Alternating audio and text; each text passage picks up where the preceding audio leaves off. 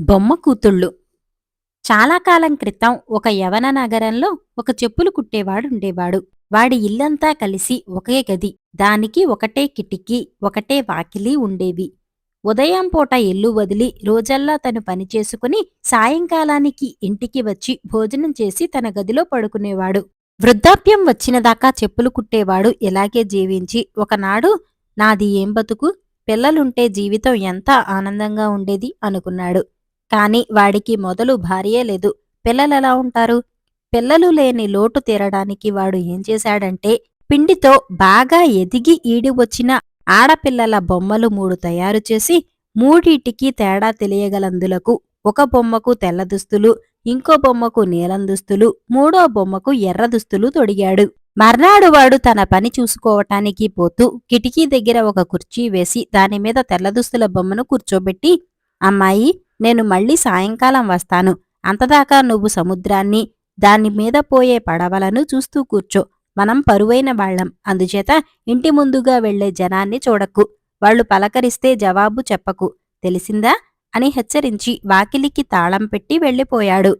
దారే పోయే ప్రతివాడు ఆ బొమ్మకేసి చూసి, ఆ అమ్మాయి ఎంత అందంగా ఉందో, ఆమెకు ఎంత నిక్కో చూశావా? జనంకేసి చూడనే చూడటం లేదు అనుకుంటూ వెళ్లారు. కొంతసేపటికి అటుగా రాజు కొడుకు షికారుగా వచ్చాడు. బొమ్మను చూడగానే అతను ఆగిపోయి కిటికీని సమీపించి, సుందరి, ఏమి నీ అందం? ఒకసారి నాకేసి చూసి చిన్న నవ్వు నవ్వి నాతో మాట్లాడవా? అన్నాడు. బొమ్మ కదలలేదు. జవాబు అసలే చెప్పలేదు. పలుకే బంగారమా? నేను నిన్ను ప్రేమిస్తున్నాను సుందరి. నన్ను పెళ్లాడతావా? పెళ్లాడితే నీకు కిరీటం పెట్టి నీ ఒంటి నిండా రత్నాభరణాలు దిగవేస్తాను. నాతో మాట్లాడటం ఇష్టం లేకపోతే నాకేసి ఒకసారి చూడనైనా చూడు అన్నాడు రాజుకొడుకు. అప్పటికీ బొమ్మ చలించలేదు. నేను నిన్ను ఇంతతో వదలను. రేపు మళ్ళీ వస్తాను. అంతదాకా ఇది బహుమానంగా ఉంచుకో అంటూ రాజుకొడుకు ఒక బంగారు ఉంగరం ఆమె ఒడిలోకి విసిరివేసి ముందుకు సాగిపోయాడు. సాయంకాలమైంది. చెప్పులు కుట్టేవాడు ఇంటికి తిరిగి వచ్చి, ఒంటరిగా నీకు రోజల్లా తోచిందా తల్లి? ఇక మనం కబుర్లు చెప్పుకుంటూ సరదాగా భోజనం చేద్దాం అని బొమ్మను కుర్చీపైనుంచి ఎత్తాడు. బొమ్మ ఒడిలో ఉన్న బంగారు ఉంగరం కింద పడింది. చెప్పులు కుట్టేవాడు పట్టరాని ఆగ్రహంతో బొమ్మను కింద పారేసి, ఛీ పాపిష్టిదానా, నేనలా అవతలికి వెళ్లగానే దారేపోయే వాళ్లనుంచి కానుకలు పుచ్చుకుంటావా? నువ్వు నా కూతురుగా ఉండదగవు అంటూ ఆ బొమ్మను విరిచి ముక్కలు చేశాడు. మర్నాడు ఉదయం అతను బయటకి పోతూ కిటికీ వద్ద నీలం దుస్తుల బొమ్మను కూర్చోబెట్టి, తల్లి, నేను సాయంకాలానికి తిరిగి వచ్చినదాకా సముద్రంలో పడవలు వచ్చిపోతూ ఉంటాయి. వాటిని చూస్తూ ఉండు. కాని నీ సోదరి చేసినట్లుగా దారిన వెళ్లే వారితో మాట్లాడకు అని అన్నాడు. ఇలా చెప్పి అతను తలుపు తాళం వేసి వెళ్ళిపోయాడు. ఆ రోజు కూడా యువరాజు అక్కడికి వెళ్లి ఇలా అన్నాడు. ఓ సుందరి, తెల్లటి దుస్తుల కంటే నీలం రంగు దుస్తులు మీకు ఇంకా అందంగా ఉన్నాయి. దయచేసి ఈరోజు నా మీద దయచూపి నన్ను ఒకసారి చూడు అన్నాడు. ఆ బొమ్మ ఏమీ మాట్లాడలేదు. నేను యువరాజును. అయినప్పటికీ నిన్ను ప్రార్థిస్తున్నాను. నన్ను పెళ్లి చేసుకుంటానని ఒక్కసారి చెప్పు అని యువరాజు బొమ్మను వేడుకున్నాడు. కాని ఎటువంటి ప్రయోజనం లేకపోయింది. సరే, నేను రేపు మళ్ళీ వస్తాను. అప్పటికి నీ మనసు మారదా? దీని నా జ్ఞాపకంగా ఉంచుకో అని యువరాజు ఒక రూబీ పొందిన ఉంగరాన్ని బొమ్మ ఒడిలో విసిరి తన దారిన తాను వెళ్ళిపోయాడు. ఇంటికి తిరిగి వచ్చిన తర్వాత బొమ్మ ఒడిలో మరో మంచి ఉంగరం చూసి చెప్పులు కుట్టేవాడు గర్జించాడు. చీచీ పాపిష్టిదానా, నువ్వు కూడా మీ అక్కలాగే చెడ్డదానివి. ఇలాంటి కూతురు నాకు వద్దు అంటూ ఆ బొమ్మను కూడా నాశనం చేసేశాడు. మూడో నాటి ఉదయం చెప్పులు కుట్టేవాడు ఎర్రదుస్తుల బొమ్మను కిటికీ వద్ద కూర్చోబెట్టి ముందు బొమ్మలకు హెచ్చరించినట్టే హెచ్చరించి వెళ్ళిపోయాడు. తర్వాత రాజుకొడుకు వచ్చి ఆ బొమ్మ ధరించిన ఎర్రదుస్తులను మరింత ఘనంగా మెచ్చుకొని తనకేసి చూడమని, తనను పెళ్లాడమని ఎంతో దీనంగా వేడుకున్నాడు. కాని లాభం లేకపోయింది. నీకు అందమైతే ఉంది కాని నీ హృదయం పాషాణం. దాన్ని నేను కరిగిస్తాను. నువ్వు నన్ను పెళ్లాడతాననేదాకా రోజూ వస్తాను. ఇదిగో, ఇది కూడా ఉంచుకో అని ఒక వజ్రపు టొంగరం బొమ్మ ఒడిలోకి విసిరేసి కన్నీరు తుడుచుకుంటూ రాజుకొడుకు వెళ్ళిపోయాడు. ఆ సాయంత్రం చెప్పులు కుట్టేవాడు ఇంటికి తిరిగి వచ్చి బొమ్మ ఒడిలో ఉన్న వజ్రపు టొంగరాన్ని చూసి, మీ వంటి కూతుళ్ళుండి అప్రతిష్ట పాలయ్యే కన్నా పిల్లలు లేకపోవటం నయం అంటూ మూడో బొమ్మను కూడా ధ్వంసం చేసి పారేశాడు. మర్నాడు బయటకు వెళ్ళేటప్పుడు చెప్పులు కుట్టేవాడు కిటికీ రెక్కలు మూసి తలుపు తాళం వేసి తన పనిమీద నగరంలోకి పోయాడు. రాజు కొడుకు అటుగా వచ్చి కిటికీ మూసి ఉండటం చూసి హతాశుడయ్యాడు. అతను 3-4 రోజులు వరుసగా వచ్చి తన సుందరిని చూడటానికి కూడా లేదని గ్రహించి ఇంటికి వెళ్ళిపోయి దిగులుతో మంచం పట్టాడు. తన కొడుకు జబ్బుగా ఉండటం చూసి రాజు రాజవైద్యుణ్ణి పిలిపించాడు. ఆ వైద్యుడు వచ్చి రాజు కొడుకును పరీక్షించి, మహారాజా, ఇది మనోవ్యాధి. దీనికి మందు లేదు. మనోవ్యాధికి కారణం ఏమిటో విచారించి దాన్ని తొలగించండి అన్నాడు. రాజు అడిగిన మీదట రాజు కొడుకు, నాన్నా, నేను చెప్పులు కుట్టేవాడి కూతురైన సుందరిని ప్రేమిస్తున్నాను. ఆమెను పెళ్లాడకపోతే బతకను అన్నాడు. ఇంతే కదా, రేపిపాటికి నీకా పిల్లనిచ్చి పెళ్లి చేసేస్తాను. సరా, విచారించకు అన్నాడు రాజు. రాజుగారు చెప్పులు కుట్టేవాణ్ణి పిలిపించి, నీ కూతుర్ని రాజభవనానికి వెంటనే తీసుకురా అని ఆజ్ఞాపించాడు. అది సాధ్యం కాని పని మహారాజా అన్నాడు చెప్పులు కుట్టేవాడు. సాధ్యం కాదు? ఎందుచేత కాదు అన్నాడు రాజు. నాకు పిల్లలే లేరు మహారాజా అన్నాడు చెప్పులు కుట్టేవాడు తడబడుతూ. రాజా మాట నమ్మక, నీ కూతుర్ని సాయంకాలం లోపల తీసుకురాకపోయావో నీ తల ఎగిరిపోతుంది, వెళ్ళు అన్నాడు. చెప్పులు కుట్టేవాడికి బుర్రంతా పాడైపోయింది. ఏమి చేయటానికి పాలుపోక అతను అడవికేసి పరధ్యానంగా నడుచుకుంటూ వెళ్ళాడు. అడవిలో పొల్లలేరుకుంటున్న ఒక ముసలమ్మ అతన్ని చూసి, ఎక్కడికి నాయనా పోతున్నావు అని అడిగింది. నా జోలికి రామాకు, నేను కొండమీద నుంచి దూకి చావబోతున్నాను అన్నాడు చెప్పులు కుట్టేవాడు. చిచ్చి, అదేం పని, అంత కష్టమేమొచ్చింది అన్నది ముసలమ్మ. చెప్పులు కుట్టేవాడు తన కథ అంతా ముసలిదానికి చెప్పాడు. అయితే ఒక పని చెయ్యి, నేను నీకొక పుల్ల ఇస్తాను. దానితో సముద్రం నీటిమీద కొట్టుతూ, వరుణదేవుడా, నీ కుమార్తెను పంపు, రాజుగారి కొడుక్కిచ్చి పెళ్లి చేస్తాను అను, పని గడుస్తుంది అన్నది. పరాచకాలాడటానికి నేనే దొరికానా నీకు అన్నాడు చెప్పులు కుట్టేవాడు విసుగ్గా. పరాచకాలు కాదు నాయనా, నేను చెప్పినట్టు చెయ్యి, ఇంతలో నీకొచ్చిన నష్టమేమున్నది అంటూ ముసలావిడ తన చేతిలో ఉన్న పొల్లల్లో ఒకటి ఎంచి అతనికిచ్చింది.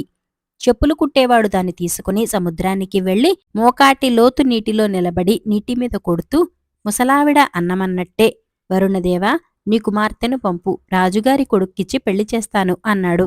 అతని మాటలు పూర్తి అయ్యేలోపుగా నిలువెత్తు అల ఒడ్డుదాకా వచ్చి విరిగిపోయింది.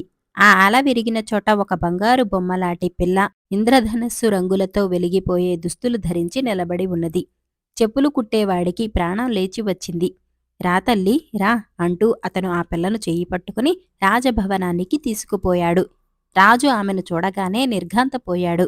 తన కొడుకు ఆమె కోసం మనోవ్యాధి పడ్డాడంటే ఆశ్చర్యం లేదనుకున్నాడు. రాజకుమారుడు ఆమెను చూసి, ఆహా సుందరి, నీ అందంలో నేను సగం కూడా ఇదివరలో చూడలేదు అన్నాడు. వరుణదేవుడి కూతురుకు రాజకుమారుడికి పెళ్లి అయిపోయింది.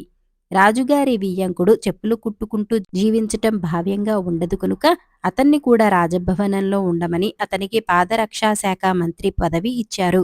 3 బొమ్మలు. అనగనగా ఒక రాజకుమారుడు. ఆ రాజకుమారునికి వయసు వచ్చాక ప్రపంచమంతా తిరిగి వింతలు విశేషాలు తెలుసుకోవాలని కుతూహలం కలిగి దేశాల మీదకు వెళుతున్నాడు. అలా వెళుతుండగా ఒక ఊరు అడ్డు వచ్చింది. ఆ ఊరిలో ఆ రాజకుమారుడు చూసిన వింత ఏమంటే, ఏ చెట్టును చూసినా, ఏ గోడను చూసినా, ఏ మేడను చూసినా 3 బొమ్మలు కనిపించాయి. మొదటి చిత్రపటం ఒక అందమైన ఆడపిల్ల బొమ్మ. రెండో దాంట్లో ఆ అమ్మాయి ఒక మగవానితో పరిగెత్తుతుంటుంది. మూడవ చిత్రపటాన్ని 2 భాగాలు చేశారు. పైభాగంలో వెనకటి బొమ్మలో పరిగెత్తుతున్న మగవానికి ఉరి వేస్తుంటారు. కింది భాగంలో అతనికే ఆ అమ్మాయి పూలమాల వేస్తుంటుంది.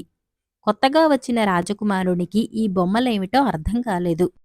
ఆ రాత్రికి ఆ ఊర్లోని పేదరాశి పెద్దమ్మ ఇంటిలో బస ఏర్పాటు చేసుకున్నాడు రాజకుమారుడు.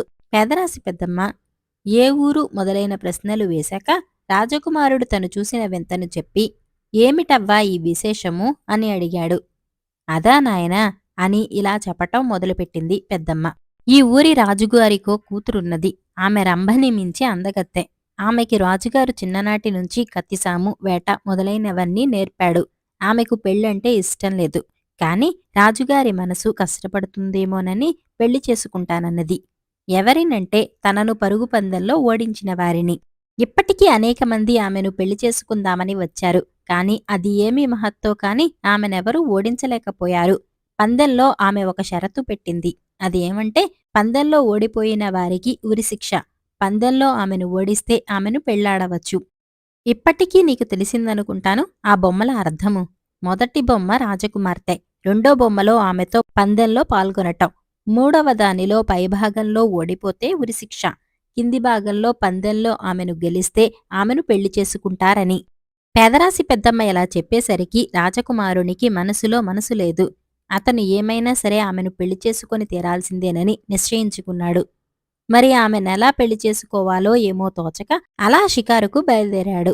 ఆలోచిస్తూ ఆలోచిస్తూ రాజకుమారుడు తనకు తెలియకుండానే అడవిలోకి ప్రవేశించాడు. తల ఎత్తి చూస్తే చుట్టూ అడవి. కొద్ది దూరంలో కొన్ని పక్షులు వలలో చిక్కుకొని ఉన్నాయి. పోయేవాడు ఎక్కడికి వెళ్ళాడో మరి ఆ చుట్టుపక్కల లేడు.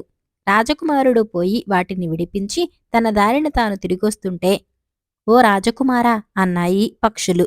ఆశ్చర్యపోయి వెనుదిరిగి చూశాడు రాజకుమారుడు. నీవు మాకు చేసిన ఉపకారాన్ని మేము ఎన్నటికీ మరువము. ప్రత్యుపకారం చేద్దామంటే ప్రస్తుతం మా దగ్గరేమీ కానుకలు లేవు. మా రాజుగారి దగ్గరకి రా, బహుమానమిప్పిస్తాను అన్నాయి పక్షులు. యువరాజు పక్షులుకున్న ప్రత్యుపకార బుద్ధికి సంతోషించి పక్షుల వెంట పక్షిరాజు వద్దకు వెళ్ళాడు. మంత్రి సామంతులంతా పరివేష్టించి ఉండగా దర్బారు తీర్చి కూర్చున్నాడు పక్షి సామ్రాట్.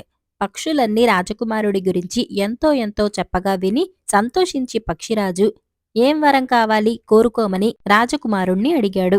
రాజకుమారుడు తల వంచుకొని ఆలోచించాడు. అలా ఆలోచించగా అతని బుర్రకు తళుక్కున తట్టింది రాజకుమార్తె ఆలోచన. వెంటనే రాజకుమారుడు, ఓ రాజా, నాకేమీ కోరికలు లేవు కాని ఒక్కటి మాత్రముంది. అది తమరు తీర్చాలి మహాప్రభు. ఇక్కడికి 10 మైళ్ల దూరంలో ఒక రాజుగారున్నారు. ఆ రాజుగారి కూతుర్నే నేను పెళ్లి చేసుకోదలిచాను. కాని ఒక అడ్డంకు మాత్రం ఉంది. ఆమెను పెళ్లి చేసుకోవాలంటే ఆమెను పరుగు పందెంలో ఓడించాలట. ఆమెను ఇంతవరకు ఎవరూ ఓడించలేకపోయారు. ఉపాయం చెప్పండి మహారాజా అని అడిగాడు. పక్షిరాజు కాసేపు ఆలోచించి రెక్కల్ని విదిలించి, రాజకుమారా, అసాధ్యమైన కోరికే కోరావు. కాని ఏం చేస్తాం? మీ మానవులలాగా ఆడితప్పే రకము కాదోయ్ మేము. ఆమెను పందెంలో ఓడించటం కష్టం. దానికి ఒకటే మార్గముంది. 7 సముద్రాలు దాటాక ఒక దీవి కానవస్తుంది. ఆ దీవి నడి మధ్యలో ఒక కొలనుంది. ఆ కొలను అట్టడుగున పాతాళలోకానికి సొరంగముంది. ఆ సొరంగం గుండా వెళితే ఒక మహాభయంకరమైన చోట 2 చెప్పులు వేళ్లాడకట్టి ఉంటాయి. వాటిని తొడుక్కొని పరిగెత్తితే నీవు ఆమెను ఓడించగలవు అన్నాడు. అంత కష్టమైన పనిని నేనెలా చేయగలను స్వామీ? ఆ పని కూడా తమరే చేసి పెట్టాలి అని జాలిగా ప్రార్థించాడు యువరాజు. పక్షిరాజుకు దయ కలిగి, అయితే మా సేనాధిపతిని పంపిస్తాము. ఆ దీవిలో నిన్ను దింపి చక్కా తిరిగి వస్తాడు. మా సేనాధిపతికి ఇక్కడ చాలా పని ఉంటుంది. అంచేత నిన్ను తిరిగి తీసుకురావటానికి వీలులేదు అని చెప్పాడు. అదే 10,000 అన్నాడు యువరాజు. రాజకుమారుడు పక్షుల సేనాధిపతిపై ఎక్కి కూర్చున్నాడు. రై రయ్యిమంటూ ఆకాశంలోకి ఇట్టే ఎగిరిపోయి విమానం కన్నా తొందరగా ప్రయాణం సాగించాడు సేనాధిపతి. కన్ను మూసి కన్ను తెరిచే లోపల 7 సముద్రాలు దాటి ద్వీపంలో దిగారు సేనాధిపతి యువరాజు. సేనాధిపతి తిరిగి వెళ్ళిపోయాడు. యువరాజు ఆ దీవంతా కలయ వెతికాడు. ఒక రాక్షస్త్రీ కనిపించింది. ఆమె ఇవి అవి మాట్లాడి తనను పెళ్లి చేసుకోమని బలవంత పెట్టింది. తను వచ్చిన పని చెప్పి ఆ పని పూర్తయ్యాక పెళ్లి చేసుకుంటానని నమ్మించాడు. ఆమె ఒక పసరు ఇచ్చి, అది శరీరానికి రాసుకుంటే నీటిలో ఏమీ అపాయముండదని, కళ్ళు మూసుకున్నా సర్వస్వమూ కనిపిస్తుందని చెప్పింది. అలాగే పసరు రాసుకుని కొలలులోకి దూగి అట్టడుగునకు పోయి చూస్తే సొరంగంలాంటిదొకటి కనిపించింది. దానికి తలుపు ఒకటి అడ్డముంది. ఏం చెయ్యాలా అని ఆలోచిస్తూ అటూ ఇటూ పచార్లు కొడుతుంటే దానంతటది తలుపు తెరుచుకుంది. ఏమిటా అని చూస్తే అతని కాలి కింద కలువకాడ వంగి ఉంది. కాలెత్తితే కలువకాడ లేచింది. తలుపు మూసుకుంది. రహస్యం కనుగొని కలువకాడ వంచి సొరంగం గుండా ప్రయాణం చేయటం మొదలెట్టాడు. దారి అంతా చీకటిగా ఉంది. అలాగే తడుముకుంటూ పోగా పోగా అకస్మాత్తుగా వెలుతురు వచ్చింది. ఎదురుగా వాకిలి పక్కగా ఒక ముసలి రాక్షసుడు కునికిపాట్లు పడుతున్నాడు. వాడు నిద్రపోతూనే మీసాలు దువ్వుకుంటున్నాడు. కొండవీటి చేంతాడులా ఉన్నాయి వాడి మీసాలు. వాడి పేరు మీసాల రాక్షసుడు. రాజకుమారుడు మెల్లిగా వాడి దగ్గరకు వెళ్ళాడు. మీసాలు దువ్వితే వాడికి బాగా నిద్రపడుతుందని గ్రహించి మెల్లగా మెత్తగా దువ్వాడు వాడి మీసాలను. మెల్లగా లోపలికి వెళ్ళాడు. అలా వెళ్ళంగా వెళ్ళంగా ఒక గుహ ఒకటి అడ్డు వచ్చింది. అక్కడొక రాక్షసుడు మెల్లిగా అటూ ఇటూ తిరుగుతున్నాడు. ఆ గుహ చాలా భయంకరంగా ఉంది. చేతిలో కత్తి పట్టుకుని నిద్రపోతూనే కాపలా కాస్తున్నాడు ఆ రాక్షసుడు. వాడి పేరు బండనిద్ర రాక్షసుడు. ఆ గుహ మధ్యలో 2 చెప్పులు పక్షిరాజు చెప్పినట్లుగానే కీలలాగా కట్టబడి ఉన్నాయి. నడిచి వెళతామంటే కింద నేలమీద బుస కొడుతూ పాములు పాకుతున్నాయి. తేళ్లు మండ్రకప్పలు తిరుగుతున్నాయి. రాక్షసుణ్ణి అయితే కరవవు కాని రాజకుమారుణ్ణి కరుస్తాయిగా అవి. అంచేత ఏం చేద్దామా అని ఆలోచించి ఒక గూడు ఎక్కి రాక్షసుడు అక్కడికి వచ్చినప్పుడు వాడి భుజాల మీద ఎక్కి కూర్చున్నాడు. వాడికి మెలకువ వస్తే వెంటనే తల తెగకొట్టాలని కత్తి సిద్ధం చేసుకున్నాడు కాని వాడు బండ నిద్ర రాక్షసుడాయే. వాడికి మెలకువ రాలేదు. సరిగ్గా గుహ మధ్యకు వచ్చేసరికి రాజకుమారుడు చెప్పులను అందుకున్నాడు. మళ్ళా గూటి దగ్గరకు రాక్షసుడు వచ్చినప్పుడు గూట్లోకి దూకాడు రాజకుమారుడు. ఆ చెప్పులు తీసుకుని మళ్ళా తిరిగి వస్తుండగా దారిలో ఒక రాక్షసుడు సారాయి తాగుతూ కూర్చున్నాడు. అప్పటికే వాడికి బాగా మత్తెక్కి ఉంది. వాడి పేరు ఏమిటో తెలుసా? సారాయి రాక్షసుడు. రాజకుమారుడు వెళ్లి రాక్షసుడి చేత బాగా సారాయి తాగించాడు. ఎవర్రా అబ్బాయి, చాలా మంచి పిల్లాడి వలే ఉన్నావే అని అడిగాడు రాక్షసుడు. నేనే మామా, నీ అల్లుణ్ణి. నా పేరు సారాయి అన్నాడు రాజకుమారుడు. ఎక్కడుంటున్నావురా నీవు అని అడిగాడు రాక్షసుడు. సారాయి రాజ్యంలో సారాయిపురంలో సారాయి ఇంట్లో ఉంటున్నాను మామా. మా ఇంట్లో సారాయి చాలా ఉంది మామయ్య, వస్తావా? తీసుకెళ్తాను కాని అని టోకరా వేశాడు రాజకుమారుడు. వస్తాన్రా, ఇక్కడ సారాయి కోసం మొహం వాచిపోయాను. మీ సారాయిపురానికి వస్తే మీ ఇంట్లో ఉండే సారాయి బావిలోనే కాపురముంటా నేను. ఇలా టోకరా వేశాక సారాయి రాక్షసుడి భుజాల మీద ఎక్కి కూర్చున్నాడు రాజకుమారుడు. రాజకుమారుడు దారి చూపిస్తే సప్తసముద్రాలు దాటి రాక్షసుడు రాజకుమార్తె ఊళ్ళో కాలు పెట్టాడు. అప్పుడు రాజకుమారుడు, మామా ఇప్పుడైతే అంతా నిన్ను చూస్తారు. రాత్రికి రహస్యంగా మా ఇంటికి వద్దువుగాని అంతదాకా ఈ ఇంట్లో దాక్కొని ఉండమని చెప్పి ఒక పెంకుటింట్లోకి తీసుకువెళ్లి బయట గొళ్ళెం పెట్టి నిప్పంటించాడు. పాపం రాక్షసుడు ఒరేయ్ సారాయి సారాయి అని అరచి అరచి చనిపోయాడు. తను తెచ్చిన ఆ వింత చెప్పులు తొడుక్కొని రాజకుమార్తెను పందెంలో ఓడించాడు రాజకుమారుడు. అప్పుడు రాజకుమార్తె రాజకుమారుణ్ణి పెళ్లాడింది. రాజకుమారుడు వెంటనే ఏం చేశాడంటే పూర్వం ఎక్కడ పడితే అక్కడ కట్టబడిన ఆ 3 బొమ్మలను తీసివేయించి రాజకుమారునికి రాజకుమార్తె పూలమాలలు వేస్తున్నట్లు ఉన్న చిత్రపటాలను రాజ్యమంతటా కట్టించాడు. చిల్లర నాణేలు. లలితాపురం గ్రామంలో లక్ష్మమ్మ, నారాయణ అనే దంపతులుండేవారు. 10గురికి సహాయపడుతూ జీవనం సాగించేవారు. వారికి శివుడు ఒక్కగానొక్క కొడుకు. శివుడికి 10 ఏళ్ల ప్రాయంలో తండ్రి నారాయణ గుండెపోటుతో మరణించాడు. అప్పటినుంచి లక్ష్మమ్మే ఆ ఇంట ఈ ఇంట పాచిపని చేస్తూ కొడుకును కొన్నాళ్లు గడిచాక లక్ష్మమ్మకు పక్షపాతం వచ్చింది. తల్లిని పోషించటానికి శివుడు చదువు మానేసి కూలి పనులు చేయసాగాడు. కొడుకు కష్టపడటం చూసి లక్ష్మమ్మ కన్నీరు పెట్టుకునేది. అప్పుడు శివుడు, అమ్మా, నీకు సేవ చేయటం నాకు సంతోషమే కాని కష్టం కాదు అని ఓదార్చేవాడు. కొంతకాలానికి లక్ష్మమ్మకు మరణఘడియలు సమీపించాయి. ఆమె కొడుకును చేరపిలిచి, నాయనా, నాకోసం ఎంతో కష్టపడ్డావు. నాకు ఎన్నో సేవలు చేశావు. నీకంతా మంచి జరుగుతుంది. నీకు నేను ఇవ్వగలిగింది ఈ చిల్లర నాణేలే. ఇవే నీకు మంచి చేస్తాయి అంటూ కొడుకు చేతిలో ఒక చిల్లు కాణి, అర్ధన, అణ, బేడ నాణేలు పెట్టి కన్నుమూసింది. శివుడు తల్లి ఇచ్చిన చిల్లర నాణాలు భద్రంగా దాచిపెట్టుకుని ఆమెకు అంత్యక్రియలు జరిపాడు. తల్లి మరణానంతరం శివుడా ఊరిలో ఉండలేక మరో చోటికి బయలుదేరిపోయాడు. శివుడికి ఎటుపోవాలో అర్థం కాలేదు. అంతలో ఒక బిచ్చగాడు ఎదురుపడి సాయం అడిగాడు. శివుడు జేబులో చెయ్యి పెడితే చిల్లుకాణి దొరికింది. దాన్ని భిక్షగాడికి దానం ఇచ్చాడు. అప్పుడా భిక్షగాడు, నాయనా, తూర్పు దిక్కుగా వెళ్ళు, నీకు శుభం జరుగుతుంది అని దీవించాడు. శివుడు తూర్పు దిశగా ప్రయాణం సాగించాడు. కొద్ది రోజుల ప్రయాణాంతరం శివుడు ఒక చిట్టడవి చేరాడు. ఆ అడవిలో దుక్రూరుడు అనే రాక్షసుడు ఉన్నాడు. వాడు నరవాసన తగిలినంతనే హుటాహుటిన వచ్చి శివుడికి ఎదురుగా నిలిచాడు. తాటి చెట్టు ప్రమాణంలో ఉన్న రాక్షసుణ్ణి చూసి వెంటనే శివుడికి భయం వేసింది. నీకు అంతా మంచి జరుగుతుంది అన్న తల్లి దీవెన గుర్తుకొచ్చి ధైర్యం తెచ్చుకున్నాడు. అంతలో దుక్రూరుడు శివుడితో, ఒరే మానవా, చాలా కాలానికి నరమాంసం కంటపడింది. అయితే నాకో అచ్చిరాని సంఖ్య ఉంది. నీవు 1 నుంచి 9 వరకు గల ఒక సంఖ్య చెప్పు. నీవు చెప్పింది నాకు అచ్చిరాని సంఖ్య అయితే నిన్నొదిలేస్తాను, కాకుంటే నిన్ను కబళిస్తాను అన్నాడు.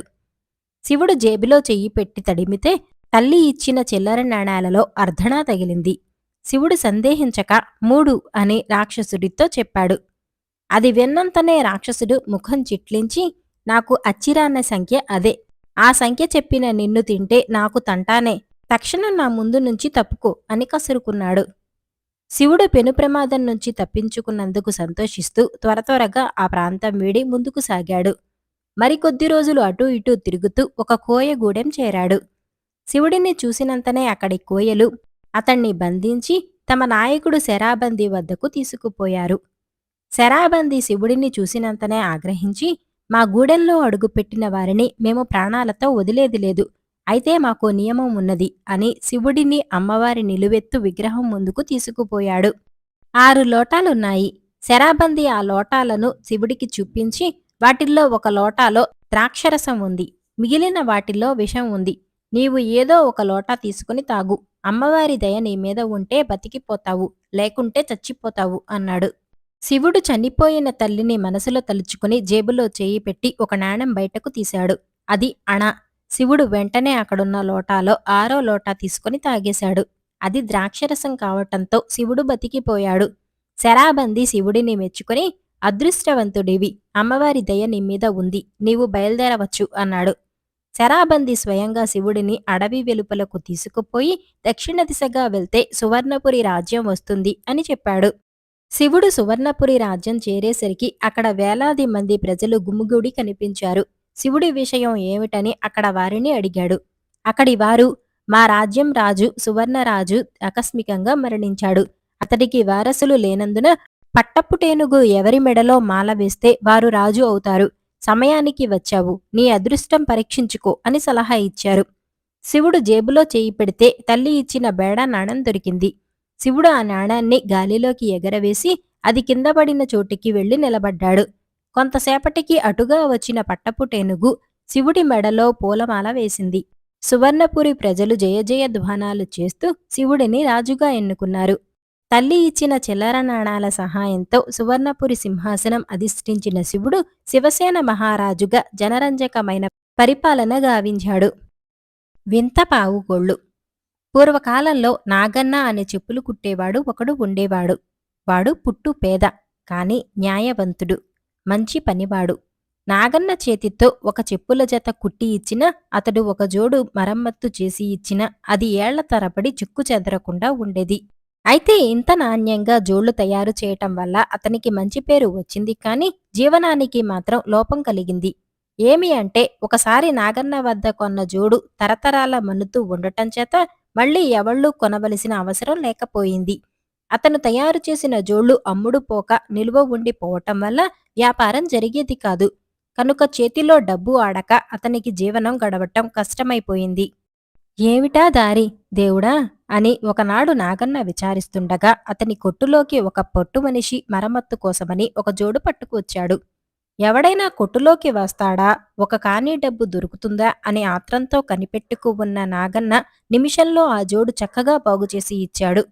పొట్టివాడు చాలా సంతోషించి పావుకోళ్ల ఆకారం ఉన్న ఒక చెప్పుల జత నాగన్నకు బహుమతి చేసి, 1,00,00,000 రూపాయలు ఇచ్చినా నువ్వు వీటిని మాత్రం ఎవళ్లకు అమ్మవద్దు సుమా అని హెచ్చరించి తన దారిన వెళ్ళిపోయాడు. అతని సలహా ప్రకారం నాగన్న ఆ పావుకోళ్లను కిటికీలో అందరకూ కనపడేటట్టు చక్కగా అమర్చాడు. అలా అమర్చిన క్షణం నుంచి నాగన్న కొట్టుకు జనం పట్టకుండా వచ్చి జోళ్లు కొనుక్కుపోతూ వచ్చారు. ఇదంతా ఆ పావుకోళ్ల మహిమే కదా అని గ్రహించి నాగన్న చాలా సంతోషించాడు. ఇప్పుడు నాగన్నకు పుష్కలంగా వ్యాపారం జరిగి జీవనం సుఖంగా సాగిపోతూ ఉన్నది. క్రమంగా నాగన్న వ్యాపారం బాగా పెరిగింది. తన ఒక్కడి వల్ల కాక అతను తన కింద మరి 3 పనివాళ్లను పెట్టుకోవలసి వచ్చింది. జీవితంలో ఎంత మార్పు వచ్చినా, నాగన్నకు ఎంత అదృష్టం తెచ్చినా ఆ పావుకోళ్లను మాత్రం అమ్మక వాటిని దేవుణ్ణి కొలిచినట్టు కొలుస్తూ ప్రాణప్రదంగా చూసుకుంటూ ఉండేవాడు. ఇలా ఉండగా ఒక రోజున రాజుగారు వారి కుమార్తె కలిసి గుర్రపు సారటులో నాగన్న కొట్టు ముందర వెడుతూ ఉండగా రాజకుమారి ఆ పావుకోళ్లను చూసి అవి కావాలని కోరింది. రాజు సారుట్టుబండి దిగివచ్చి, ఒరే అబ్బి, ఆ పావుకోళ్ల జత ఇలా ఇవ్వు అన్నాడు. ప్రభు, ఇవి అమ్మేవి కావు, కావాలంటే సరిగా ఇలాంటివే మరొక జత తయారు చేసి 1 గంటలో ఏలిన వారికి సమర్పించుకుంటాను అని అన్నాడు నాగన్న. కాని రాజకుమార్తె అవే కావాలని పట్టుపట్టింది. చివరకు ఎలా అయితేనేమి ఇష్టం లేకపోయినా 1000 వరహాలకు నాగన్న ఆ పావుకోళ్లను అమ్మివేయవలసి వచ్చింది. నాగన్నకు ఇయ్యటానికని రాజు తన సంచిలో చెయ్యి పెట్టి సొమ్ము తీయబోతూ ఉండేంతలో అప్పటికప్పుడే పావుకోళ్లల్లో కాళ్ళు దూర్చిన రాజకుమారి కెవ్వుమని ఒక పెద్ద కేక పెట్టింది. అదేమిటా అని అందరూ అటువైపు చూచే వరకు ఆ పావుకోళ్లు వాయువేగంతో రాజకుమారిని ఎక్కడికో తీసుకుపోతున్నాయి. నన్ను పట్టుకోండి పట్టుకోండి అంటూ ఆమె గోల పెడుతున్నది. రాజకుమారి గుమ్మం దాటింది, వీధులు దాటింది, ఎక్కడికో వెళ్ళిపోతున్నది. చేసేదేమున్నది? రాజు వెంబడి నాగన్న, అతని వెంట పనివాళ్లు ముగ్గురు గబగబలాడుతూ పరుగెత్తారు. రాజుగారి సారటువాడు గుర్రాలను దౌడు తీయించి రాజకుమారిని పట్టుకోవాలని యత్నించాడు. ఎంతమంది రోజుకుంటూ రొప్పుకుంటూ పరుగులెత్తినా రాజకుమారిని పట్టుకోలేకపోయారు. చూస్తూ ఉండగానే ఆమె అదృశ్యమై మరి కనపడలేదు. రాజకుమారిని వెతికి తీసుకురమ్మని రాజు దేశదేశాలకు నౌకర్లను పంపించాడు. కాని వెళ్లిన వాళ్లందరూ లాభం లేకపోయినదంటూ వెనక్కు తిరిగి వచ్చేశారు. అప్పుడు రాజు తన కుమార్తె ఎక్కడున్నదో కనుక్కున్న వాళ్లకి తన రాజ్యంలో అర్ధరాజ్యం ఇచ్చివేస్తానని చాటింపు వేయించాడు. ఈ చాటింపు విని కూడా ఒక్కళ్ళూ ముందుకు రాలేదు. కాని నాగన్న వద్దనున్న పనివాళ్లలో తిన్నడనేవాడొకడు ధైర్యంగా రాజు వద్దకు వెళ్లి రాజకుమారిని నేను తీసుకురాగలను అని నిబ్బరంగా చెప్పి బయలుదేరాడు. తిన్నడు పోయి పోయి ఒక మహారణ్యం చేరుకునే వేళకు చంద్రోదయమైంది. అక్కడ ముగ్గురు యక్షులు నేలకు వంగి ఒక చిన్న కుక్కను దీక్షగా చూస్తూ ఉన్నారు. ఆ కుక్క చూపులకు చిన్నదే కాని దానిని వారు ఎంతగా పట్టిలాగినా భూమి నుండి ఊడి రావటం లేదు. ఇంతలో తిన్నడు అక్కడికి చేరుకున్నాడు. అతనిని చూడగానే వాళ్లకు ప్రాణాలు లేచి వచ్చాయి. తమకు సాయపడమ్మని వారు అతనిని బతిమలాడారు. అప్పుడు తిన్నడు కుక్కను చూచి దాని కాలికి గాయం తగిలిన సంగతి గ్రహించాడు. వెంటనే తన దోవతి చించి ఆ పేలికతో కుక్క కాలికి కట్టుకట్టేసరికి అది తోక ఆడించుకుంటూ లేచి కృతజ్ఞతతో తిన్నడిని నాకటం ప్రారంభించింది. ఇది చూచి యక్షులు ఆశ్చర్యపోయారు. తిన్నడు గొప్ప మంత్రగాడై ఉంటాడని యక్షులు నిశ్చయించి అతనిని కుక్కను కూడా తమ రాజు వద్దకు తీసుకుపోయారు. జ్ఞాని, వృద్ధుడు, దయామయుడు అయిన యక్షరాజు తిన్నడిని అనేక విధాలా సత్కరించాడు. తిన్నడు తను వచ్చిన పని ఫలానా అని దాపరికం లేకుండా చెప్పే వరకు అబ్బాయి నీకు జయం కలుగుతుంది అని ధైర్యం చెప్పి యక్షరాజు తన పరివారంలో ఒకరిని అతని వెంట సాయం పంపటానికి వాగ్దానం చేశాడు. యక్షరాజు వాగ్దానం ప్రకారం మరునాడు ఉదయమే ఒక యక్షుడు వచ్చి తిన్నడి ఎదుట నిలబడ్డాడు. చిన్ని కుక్క కూడా బిలబిలమంటూ తిన్నడిని నాకజొచ్చింది. వారు బయలుదేరి యక్షుని సలహా ప్రకారం రాజకుమారి ఎక్కడ ఉన్నదో తెలుసుకోవటానికి ముందు ఒక మంత్రకత్తె వద్దకు వెళ్లారు. మంత్రకత్తె శాస్త్రాలు తిరగవేసి అబ్బాయి ఇక్కడికి సమీపంలో ఉత్తర దిశను ఒక చిట్టడవి ఉన్నది. ఆ చిట్టడవి అడ్డు తగలటం చేత మీ రాజకుమారి అక్కడ చిక్కుకుని ముందుకు పోలేక నిలిచిపోయింది. అయితే ఆమెను మీరు ఆ చిక్కు నుంచి దాటించారంటే మాత్రం మళ్ళీ ఆ పావుకోళ్లు ఆమెను ఎత్తుకుపోతాయి జాగ్రత్త అన్నది. అట్టయితే అమ్మా మేము రాజకుమారిని తిరుగాలా తీసుకురావాలంటే ఉపాయమేమిటి అని వేడుకునే వరకు ఆమె ముందుగా ఒక పసరు తెచ్చి కుక్క కాలికి రాయగానే దాని గాయం మానిపోయి అది ఎప్పటి వలె నడిచింది. తర్వాత మంత్రకత్తె మంత్రాలు పట్టించి రాట్నంలో నుంచి ఒక నూలుపోగు తీసి ఇచ్చి దానిని ఉపయోగించవలసిన విధానం చెప్పింది. తిన్నడు యక్షుడు పోయి పోయి చిట్టడవి కనుక్కొని అక్కడ తుప్పలకు తగులుకొని నిలిచిపోయిన రాజకుమారిని చూశారు. ఆమెను చూడగానే చిన్ని కుక్క పరిగెత్తుకుపోయి రాజకుమారిని నాకటం ప్రారంభించింది. తన కుక్క ఇన్నాళ్లకు మళ్లీ కంటపడినందుకు మురిసిపోయి రాజకుమారి దానిని ముద్దులాడచొచ్చింది. ఆ సమయంలో అదునుచూచి తిన్నడు తను పట్టుకువచ్చిన నూలుపోగు రాజకుమారి పాదాలకు అడ్డంగా పావుకోళ్లకు తగిలేటట్టు పడవేసి మంత్రకత్తె ఉపదేశించిన మంత్రాలను ఉచ్చరించాడు. తక్షణమే ఆ పావుకోళ్లు రాజకుమారి పాదాల నుండి ఊడి యువతలకు వచ్చి మరి కనపడకుండా పోయాయి. ఇంతకాలానికి ఆ పావుకోళ్ల బాధ తనకు తప్పింది కదా అని రాజకుమారి సంతోషించి తిన్నడి ధైర్య సాహసాలకు కార్యదీక్షకు ఎంతో మెచ్చుకున్నది. అతనినే తన భర్తగా చేసుకోవాలని కూడా తన మనస్సులో నిశ్చయించుకున్నది. అప్పుడు అందరూ కలిసి కోటకు వెళ్లే వరకు మళ్లీ తన కూతురు కంటపడినందుకు రాజు అపరిమితానందభరితుడై తిన్నడిని అనేక విధాలా కొనియాడాడు. తర్వాత రాజకుమారి తన సంకల్పాన్ని తండ్రికి తెలిపే వరకు ఇంతా చేసి చెప్పులు కుట్టేవాడికిచ్చి పెళ్లి చేస్తే లోకవిడ్డూరంగా ఉంటుందని చెప్పి రాజుకు ఈ ఏర్పాటు ఇష్టం లేకపోయింది.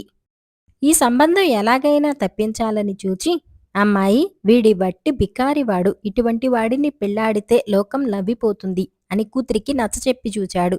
అక్కడనే ఉన్న తిన్నడు, రాజా, నీవు చేసిన వాగ్దానం అప్పుడే మరచావా? మీ అమ్మాయిని నేను కష్టపడి తీసుకువచ్చాను కదా! నీ అర్ధరాజ్యానికి నేను అర్హుణ్ణి కదా! నన్ను బికారివాడంటావేమిటి? అని నిర్భయంగా అడిగాడు. రాజు తన తొందరపాటుకు పశ్చాత్తాపడి మన్నించమని తిన్నడిని వేడుకున్నాడు. తర్వాత అతివైభవంగా రాజకుమారికి తిన్నడికి వివాహం జరిగింది. ఆ వివాహానికి యక్షరాజు మంత్రకత్తె వచ్చి దంపతులను ఆశీర్వదించారు. పుట్టు పేద అయిన తిన్నడు ఇప్పుడు రాజకుమారినే కాకుండా రాజ్యలక్ష్మిని కూడా చేపట్టి హాయిగా ఉంటున్నాడు. బొమ్మల రాణి. విజయపురి అనే గ్రామంలో ఒక ముసలవ్వ, ఆమె మనువరాలు రాణి నివసిస్తూ ఉండేవారు. రాణి బొమ్మలు చేయటంలో నేర్పరి. గ్రామంలోని చాలామందికి రాణిని చూస్తే భయం. ఎవరైనా ఆమెకు ద్రోహం చేస్తే ఎలాగో కక్షను తీర్చుకుంటుందని. ఆ గ్రామంలో రామయ్య అనే సరుకులు అమ్మేవాడు ఉండేవాడు. వాడు పచ్చి మోసకారి. గ్రామంలోని జనాలను మోసగించి బాగా డబ్బు సంపాదించేవాడు. ఒకనాడు రామయ్య కొట్లో రాణి అవ్వ సరుకులు కొనటానికి వెళ్ళింది. ముసలవ్వ అరువుగా కొన్ని సరుకుల్ని ఇవ్వమంది. కోపంతో ఉన్న రామయ్య ముసలవ్వను వీధిలోకి తోసి నలుగురి ఎదుట, ఏమే ముసలిపినుగా, ఇది సత్రమనుకున్నావా? నీ ఇష్టం వచ్చినప్పుడు సరుకులు ఇవ్వటానికి. ఇంతవరకు తీసుకున్న సరుకుల డబ్బులు ఇవ్వలేదు. ఇంతలోనే తిరిగి అప్ప, ఈరోజు సాయంకాలంలోగా బాకీ పైకం నాకు చేరాలి. లేదా నీ అంతు చూస్తాను అంటూ పెద్దగా అరచి అంగడిలోకి వెళ్ళిపోయాడు. పాపం ముసలవ్వ నలుగురి ఎదుట అవమానపడి ఇంటికి వెళ్లి జరిగినదంతా మనవరాలికి చెప్పి పెద్దగా ఏడ్చింది. దాంతో రాణికి కోపం వచ్చింది. తన అవ్వను అవమానించిన రామయ్యకు తగిన శాస్తి జరపాలనుకున్నది. తన అవ్వను ఓదార్చి పడుకోపెట్టి రామయ్య లాటి బొమ్మను తయారు చేయటం మొదలుపెట్టింది. మరునాడు ఉదయం రాణి రామయ్య బొమ్మతో ఊరికి వెలుపల ఉన్న వంతెన మీద నుంచి పోతూ ఉండగా ఆమె స్నేహితురాలు చూసి, ఎక్కడికి వెళ్తున్నావని అడిగింది. రాణి సమాధానమియ్యకుండా చేతిలోని రామయ్య బొమ్మను వంతెన మీద నుంచి నీటిలోకి తోసింది. ఆ బొమ్మ నీటిలో పడి తేలుతూ కొంత దూరం వెళ్లి మునిగిపోయింది. ఇంక వారం రోజుల్లో రామయ్య గతి అంతే అవుతుంది అని స్నేహితురాలితో రాణి చెప్పి అక్కడ నుంచి వెళ్ళిపోయింది. 3 రోజుల తర్వాత రామయ్య కొన్ని సరుకులను తీసుకుని వంతెన దాటుతూ ఉంటే వంతెన కూలిపోయి రామయ్య సరుకులతో సహా నీళ్లలో పడి చనిపోయాడు. వంతెన కూలిపోయే శబ్దం విని ప్రజలంతా అక్కడికి వచ్చి రామయ్య శవాన్ని బయటకు లాగారు. రాణి స్నేహితురాలు రామయ్య శవాన్ని చూసి, అరే, విచిత్రంగా ఉందే, రాణి చెప్పినట్లు రామయ్య మరణించాడు. అతడు చనిపోతాడని ముందుగా రాణికి ఎలా తెలుసు అని మనసులో అనుకున్నది. రాణి స్నేహితురాలి ద్వారా గ్రామంలోని వారికి ఈ విషయం తెలిసిపోయింది. అప్పటినుంచి అందరికీ రాణి అంటే మర్యాద ఏర్పడింది. ఆమె జోలికి ఎవరూ పోయేవారు కాదు. ఒకరోజు రాణి కొన్ని బొమ్మలతో ఆ గ్రామాధికారి ఇంటి ముందు కూర్చొని ఆడుకుంటూ ఉండగా ఇంట్లో నుంచి గ్రామాధికారి బయటకు వచ్చి రాణిని బాగా తిట్టాడు. రాణి బొమ్మలను తీసుకుని కోపంతో ఇంటికి వెళ్ళిపోయింది. సాయంత్రం రాణి గ్రామాధికారి బొమ్మ మెడకు దారం కట్టి వీధుల గుండా తిరగసాగింది. అందరూ మనసులో గ్రామాధికారికి సానుభూతులు తెలుపుకున్నారు. మరునాడు గ్రామాధికారి ఇంట్లో ఉరివేసుకుని చనిపోయి ఉన్నాడు. ప్రజలు కొందరు అతని ఇంటిని పరిశోధించి అతను ప్రజల దగ్గర వసూలు చేసిన పన్ను డబ్బులు ఖర్చు పెట్టేసి తిరిగి ప్రభుత్వానికి డబ్బు ఇవ్వటానికి తన దగ్గర లేనందున తనంతట తానుగా ఉరివేసుకుని చనిపోయాడని తెలుసుకున్నారు.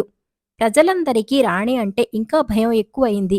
నిజానికి గ్రామాధికారి తనంతట తానుగా ఉరివేసుకుని చనిపోయాడా, లేక రాణి చేసిన మంత్రపు బొమ్మ ద్వారా చనిపోయాడా అన్నదే వారి ప్రశ్న. ఒకరోజు రాణి అవ్వకు జబ్బు చేసింది. వైద్యుడు ఆమెను పరిశీలించి ఇంకా ఆమె కొన్ని వారాలు మాత్రం బ్రతకగలదని చెప్పి వెళ్ళిపోయాడు. ముసలవ్వ రాణిని పిలిచి, అమ్మాయి, ఈ బాధతో నేను కొన్ని వారాలు ఎలా ఉండగలను? దయచేసి నన్ను చంపేయి. అప్పుడైనా నాకు ఈ బాధ తగ్గుతుంది అని ఏడుస్తూ చెప్పింది. ఏడవకు అవ్వా, నిన్ను ఈ బాధ నుండి విముక్తిరాల్ని గావిస్తాను. నా చేతనైన సహాయం చేస్తానంటూ రాణి అక్కడ నుంచి వెళ్ళిపోయింది. మర్నాడు రాణి చేతిలో ముసలవ్వ బొమ్మ ఉండటం చూసి గ్రామస్తులంతా ఆశ్చర్యపోయారు. కొందరు ఆమెను వెంబడించారు. రాణి శ్మశానంలోకి వెళ్లి ఒకచోట మన్నును తవ్వి అందులో ముసలవ్వ బొమ్మ నుంచి పైన మన్ను పోసి తిరిగి వచ్చేసింది. ఇది జరిగిన 2 రోజులకు ముసలవ్వ చనిపోయింది. దాంతో ప్రజలందరికీ రాణి మీద కోపం వచ్చింది. రాణి బొమ్మలు చేసి ప్రజల్ని చంపటం చూసి ఆమెలో ఏదో దెయ్యం ఆవరించి ఉంటుందని అనుమానపడ్డారు. ఎలాగైనా రాణిని చంపేయాలని నిశ్చయించుకున్నారు. 2 ముసలవ్వలు ప్రజల ముందుకు వచ్చి, మేం ఎలాగైనా రాణిని అంతం చేయగలం, అప్పుడు మనకు రాణి భయం ఉండదు అన్నారు. మా వల్ల సాధ్యం కాని పనిని మీరు చేయగలరా అని ప్రశ్నించారు. రాణి చేతిలో ఏదో మాయల మారి ఉంది. దానిచేతనే రాణి ప్రజల్ని బొమ్మల ద్వారా చంపుతూ ఉంది. ఆ శక్తిని నాశనం చేశామంటే మనకు రాణి బాధ తప్పుతుంది అంటూ తన దగ్గరలో ఉన్న అంగడిలో బొమ్మను చేయటానికి కావలసిన సామానులు తీసుకుని రాణి ఇంటికి వెళ్లారు. రాణి ఇంట్లో బొమ్మలు చేస్తూ ఉంది. ముసలవ్వలు రాణిని చూసి, అమ్మాయి, నీవు బొమ్మలు చేయటంలో నేర్పరివి కదా. నీవు ఎప్పుడూ అందరి బొమ్మలు చేస్తూ ఉంటావు కదా. నీ బొమ్మను ఇంతవరకు నీవే చేయలేదు. అది నీ వల్ల కాదా అని అడిగారు. ఎందుకు వీలు కాదు, నా బొమ్మను నేను చేయగలను అని చెప్పింది రాణి. ముసలావ్వలు సామానులు రాణికిచ్చి, అయితే నీ బొమ్మను మా ఎదురుగా చెయ్యి చూస్తాం అని అన్నారు. రాణి తన బొమ్మను చేయటం మొదలుపెట్టింది. వాళ్ళిద్దరూ చూస్తున్నంతలోనే బొమ్మను తయారు చేసింది. ముసలవ్వలు ఆ బొమ్మను చేతిలోకి తీసుకుంటూ, రాణి, నీ బొమ్మ ఎంత బావుంది. నీవు ఇంతకు మునుపు చేసిన బొమ్మలు తీసుకురా, అన్ని బొమ్మలు కలిపి చూస్తాం అని అన్నారు. రాణి మిగతా బొమ్మలు తీసుకురావటానికి లోపలికి వెళ్ళింది. అదే సమయమని ముసలవ్వలిద్దరూ రాణి బొమ్మను తీసుకుని బయటకు పరిగెత్తారు. రాణి బొమ్మలతో తిరిగి వచ్చి ముసలవ్వలు లేకపోవటంతో వీధిలోకి వచ్చి చూసింది. దూరంలో ముసలవ్వలు పరిగెత్తటం కనిపించింది. మోసం జరిగిపోయింది. వాళ్ళు నా బొమ్మతో పారిపోతున్నారు. వాళ్ళని వదలకూడదు అని వారిని వెంబడించింది. ముసలవ్వలు ఇద్దరూ రాణి బొమ్మతో దగ్గరలో ఉన్న కొండ ఎక్కేశారు. ఒక బండరాతిపై రాణి బొమ్మను పడుకోపెట్టి రాళ్లను తీసుకుని ఆ బొమ్మను కొట్టసాగారు. కొంతసేపటికి ఆ బొమ్మ కొన్ని రాళ్ల మధ్య నలిగిపోయింది. అప్పటికి రాణి కొండ కిందికి వచ్చింది. ఉన్నట్టుండి కొండ కింద భాగం పగిలి పెద్ద పెద్ద బండరాళ్లు ఎగిరి రాణి మీద పడ్డాయి. రాళ్లు పడటంతో రాణి అక్కడికక్కడే ప్రాణం వదిలింది. తర్వాత ఆ గ్రామ ప్రజలందరూ చేరి రాణి శవాన్ని శ్మశానంలో పూడ్చారు. అయినా అప్పుడప్పుడు రాణి ఆవిరి రూపంలో ప్రజలకు కనపడుతూ ఉంటుంది. తనకు మోసం కలిగించిన ఆ ముసలవ్వలను పట్టి పీడించి చంపివేసింది. మనిషి బొమ్మలు. ఒకానొకప్పుడు శ్రీధరుడనే మహారాజు ఆశ్రిత పక్షపాతంలో తనకు ఇష్టులైన వారందరినీ గ్రామాధికారులుగా నియమించాడు. వారిలో ఎక్కువ మంది రాజు అండ చూసుకుని దుష్టులుగా మారారు. ఆ గ్రామాధికారులు పెట్టే కష్టాలు భరించలేని ప్రజలు ప్రభాకరుడనే ప్రతినిధిని ఎన్నుకొని రాజు వద్దకు పంపారు. ప్రభాకరుడు రాజుకు గ్రామాధికారుల దౌష్ట్యాన్ని విన్నవించాడు. శ్రీధరుడికిది నచ్చలేదు. నేనంటే ఇష్టం లేనివారు నాకిష్టులైన వారి మీద దుష్ప్రచారం చేస్తున్నారు అంటూ ఆయన ప్రభాకరుణ్ణే తప్పుపట్టాడు. ప్రభు, మన దేశవాసులు భక్తితో కొలిచే శ్రీ జనార్దన స్వామి విగ్రహం మీద ఒట్టు పెట్టి చెబుతున్నాను. నా మాటల్లో చిన్న అబద్ధం కూడా లేదని తెలుసుకోగలరు. నేను చెప్పిన గ్రామాధికారులపై విచారణ జరిపించండి అన్నాడు ప్రభాకరుడు. శ్రీధరుడు నవ్వి, బొమ్మగా చెక్కినంత మాత్రాన రాతికి బొమ్మగుణాలు రావు. విగ్రహాలు పామరుల కోసం. నేను మంచిని నిజాన్ని నమ్ముతాను. అవే నాకు దైవాలు. గ్రామాధికారులు మంచివారని, వారిని గురించి నువ్వు చెబుతున్నవన్నీ అబద్ధాలని నాకు తెలుసు. ఈసారికి క్షమిస్తున్నాను. ఇక మీదట ఇలాంటి పితురులు తెస్తే నీకు కారాగారవాసం తప్పదు అన్నాడు. ప్రభు, దయతో నా తప్పును క్షమించారు. కృతజ్ఞుణ్ణి. ఆయా గ్రామాధికారుల గురించి నేను మళ్లీ పితురుయి చేస్తున్నాను. నన్ను కారాగారంలో ఉంచటమే మీకు న్యాయమనిపిస్తే అలాగే చేయండి అన్నాడు ప్రభాకరుడు. ఇది విని శ్రీధరుడు తెల్లబోయాడు. ప్రభాకరుడి మీద ఆయనకు కోపం కూడా వచ్చింది. అయితే అతడి పట్టుదలను, కార్యదీక్షను మెచ్చుకోలేక ఉండలేకపోయాడు. ఆయన ప్రభాకరుణ్ణి వెళ్ళమని అతడు చెప్పిన దాన్ని గురించి మంత్రులతో మంతనాలు జరిపాడు. ఆ రాజ్యంలో మహావేదుడనే గొప్ప వ్యక్తి ఉన్నాడు. ఆయన ఊరూరు తిరుగుతూ ప్రజలకు నీతిబోధలు చేస్తుంటాడు. ఆయన కారణంగా ఎందరో దుర్మార్గులు మంచివారయ్యారని చెప్పుకుంటారు. నిజం తప్ప పలకని ఆయనలో దైవాంశ ఉందని చాలామంది నమ్ముతారు. గ్రామాధికారుల విషయం వివరంగా తెలుసుకునేందుకు మహావేదుణ్ణి నియమించమని మంత్రులు రాజుకు సలహా ఇచ్చారు. శ్రీధరుడు మహావేదుణ్ణి ఆహ్వానించి సమస్యను విన్నవించుకొని, నాకిష్టులైన వారిని గ్రామాధికారులుగా చేశానని ఓర్చలేక కిట్టని వారు ఏమేమో కల్పనలు చేస్తున్నారని నా అనుమానం. అందుకే ఈ విషయంలో నిజనిజాలు తేల్చటానికి వేరెవ్వరినీ నమ్మలేక తమ వంటి సత్పురుషులను ఆశ్రయిస్తున్నాను అని చెప్పాడు. మహావేదుడు గంభీరంగా ముఖం పెట్టి, నీకిష్టులైన వారి గురించి పొగడ్తలు వింటే అనుమానించు, దుష్ప్రచారం వింటే నమ్ము. అది రాజుగా నీ కర్తవ్యం. ప్రభాకరుడు చెప్పినదంతా నిజం. ఆయా గ్రామాలకు వెళ్ళి నేనీ విషయాన్ని ఎప్పుడో తెలుసుకున్నాను. వారిని మార్చాలని ప్రయత్నించి విఫలుడయ్యాను. నీ అండ చూసుకునేవారు చెలరేగుతున్నారు.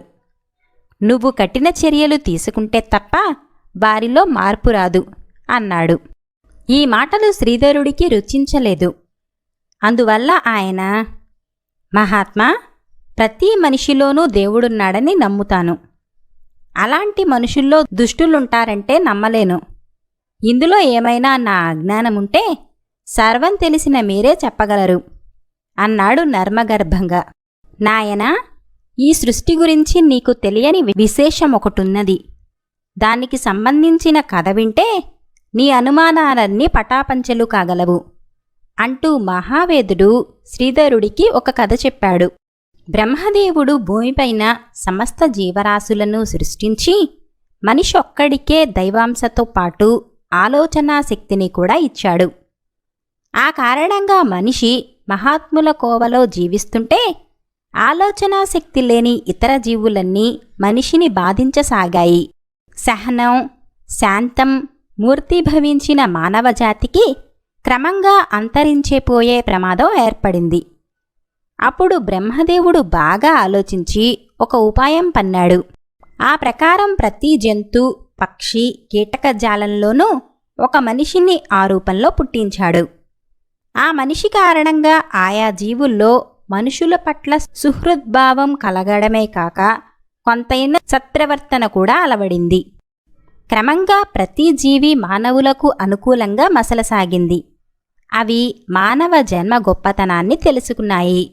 ఈ స్థితిలో జీవులన్నీ బ్రహ్మదేవుడితో, ఈ సృష్టిలోని ప్రతి జీవిలోనూ ఏదో గొప్ప లక్షణం ఉన్నది. మనుషులందరూ అన్ని జీవుల్లోనూ పుట్టటం వల్ల ఆ జీవులకు మనిషి గొప్పతనం తెలిసింది. అవి బాగుపడ్డాయి. వాటికి మనిషి అంటే ఆత్మీయభావం కలిగింది.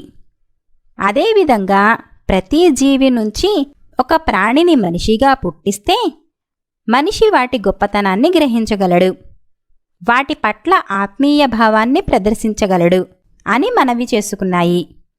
బ్రహ్మ తథాస్తు అన్నాడు. అయితే ఆలోచనాశక్తిగల మనుషుల్లో ఇతర జీవుల అంశను ప్రవేశపెట్టటం వల్ల పొంచి ఉన్న ప్రమాదం అప్పట్లో సృష్టికర్తకే స్ఫురించలేదనుకోవాలి.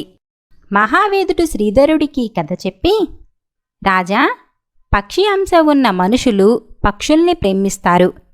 సాధు జంతువుల అంశ ఉన్నవారు వాటి లక్షణాలు కలిగి ఉంటారు. క్రూర మృగాల, విషసర్పాల అంశ ఉన్నవారు ఆయా అంశల మేరకు దుర్మార్గాలు చేస్తుంటారు. అంశ మరీ ఎక్కువైతే పరమ దుర్మార్గులు, తక్కువైతే కొంత దుర్మార్గులు. మనుషుల్లో దుష్టత్వానికి దుష్టజీవుల అంశలే కారణం. దుష్టజీవులను వేటాడినట్లే దుష్టులైన మనుషుల్ని వేటాడటం రాజుగా నీ కర్తవ్యం అన్నాడు. శ్రీధరుడు ఈ కథ విని ఆశ్చర్యపడ్డాడు. అయితే అతడికింకా తను నియమించిన గ్రామాధికారుల పట్ల మమకారం చావక, మహాత్మా, అన్ని జన్మలలోనూ ఉత్కృష్టమైనది మానవ జన్మ. ఆ జన్మ లభించిన జంతువు కూడా ఉత్కృష్టంగా ప్రవర్తించాలి కదా. తాత్కాలికంగా పాత వాసనలు పూసుకున్నప్పటికీ మీ వంటి దైవాంశ సంభూతుల హితబోధ అయిన వారిని మార్చాలి కదా అంటూ మహావేదుడికే చొరక అంటించాడు. దీనికి మహావేదుడు మందహాసం చేసి, నాయనా, కర్మ పరిపక్వమై జంతు లక్షణాలు నశించిన జీవికి మానవ జన్మ లభిస్తే తప్పక ఉత్తమ లక్షణాలు కలిగి ఉంటుంది. కానీ యథాతథంగా ఉన్న జీవికి రూపం మాత్రం మారి మనిషి అయితే వెనుకటి గుణాలన్నీ అలాగే ఉంటాయి. ఇందులో నీకు తెలియనిదేముంది? బొమ్మగా చిక్కినంత మాత్రాన రాతికి బొమ్మ లక్షణాలు రావని, రాతి లక్షణాలే ఉండిపోతాయని నీవీ ప్రభాకరుడితో అన్నావు కదా. మన చుట్టూ ఉన్న మనుషులందరూ మనుషులు కారు. మనిషి బొమ్మలుగా మారిన ఇతర జీవులు. బొమ్మను తాకి అది రాతితో చేయబడిందో, లోహంతో చేయబడిందో, కర్రతో చేయబడిందో తెలుసుకోవచ్చు. అలాగే మనిషి ప్రవర్తనను బట్టి ఆ మనిషిలో ఏ జీవి అంశ ఉన్నదో తెలుసుకోవచ్చు. నా అభిప్రాయంలో ప్రభాకరుడి పితూరికి గురి అయిన గ్రామాధికారులందరిలోనూ క్రూరమృగాల, విషసర్పాల అంశ ఎక్కువ పాళ్లల్లో ఉన్నది. నిజరూపంలో వాటిని అదుపు చేయగలను. వారిలో ఆ అంశ లేకున్నా వారిని మార్చగలను. కాని మనిషి రూపు వాటికి వరమైంది. అలాంటి వారికి రాజు అండ లభిస్తే ప్రళయం సృష్టించగలరు.